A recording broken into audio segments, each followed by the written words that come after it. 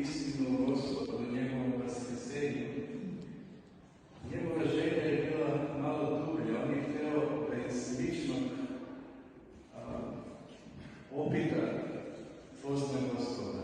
Zato je rekao, dok ne vidim, ne stavim ruku u rani njegova reda i rane, neću vjerovati.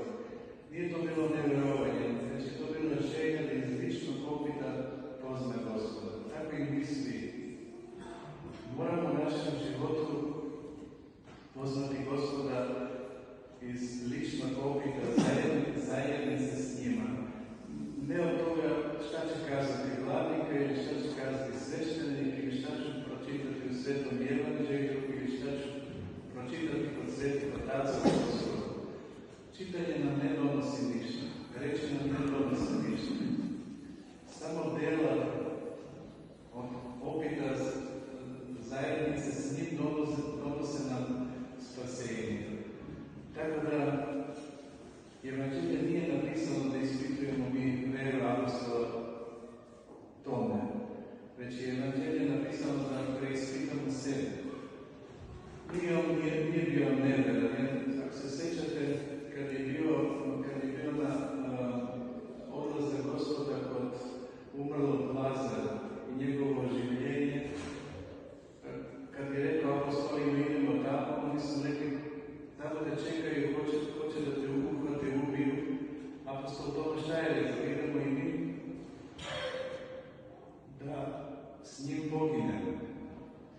Tako da ne radi se o nevjerovanju, jer se radi o želji da od ličnog opita da se Gospod pozna. I ta želja treba da nosi sve nas.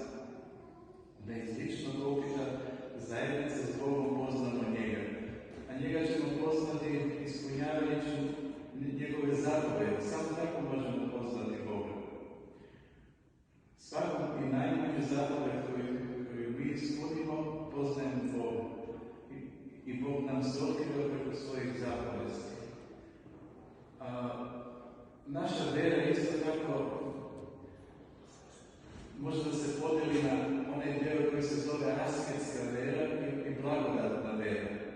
Asketska vera je kad još nema opit, ali verujemo našem svešteniku, verujemo našem vladici da je to tako što se kaže i u našem životu pokušavamo da ostvarimo to. To je asketska vera.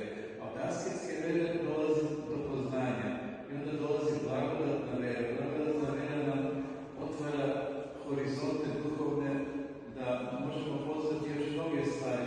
Recimo samo još ovo, piše Evanđelje, voli neprijatelja svog. Mi možemo početi priluditi sebe, to se zove asketski podvig, priluditi sebe, voliti neprijatelja, a onda će nam dati Bog i blagodat da volimo neprijatelja. Tako da ima razlike između one asketske vere, kad se približamo, kad kažemo čiji je sin bio bolestan, verujem Gospodi, pomozi mome nevjeriju. To je ta asketska vera. Približujemo sebe da verujemo, ali iz opita poznajemo Boga i onda kažemo Bog moj i tako dalje. Znači, i ono na kraju što kaže Evanđelje, kako smo govorili o svim čudima, ne bi bilo toliko knjige u svetu da se zapiše svačuda. Braći i sestre, sve je Božje. Sve što gledate do sebe je Božje. Sve što gledamo do sebe Bog svojim nestvorenim, nesastavnim energijama drži u postojanju. Sve je oko nas Božje čudo. Tako da, stvarno, Božje čuda se ne mogu zapisati u sve knjige koje postoje u svetu. Dok sada govorim, hoću da se zahvalim svima vama, pre svega vladici Lukijanu, sveštenicima, đakonima, svima vama, što ste me primili danas ovdje bratski. I s ljubavim nisam se nadao da ću biti pozvan da služim, nisam nosio svoje odejanja, to mi je vladika sve dao.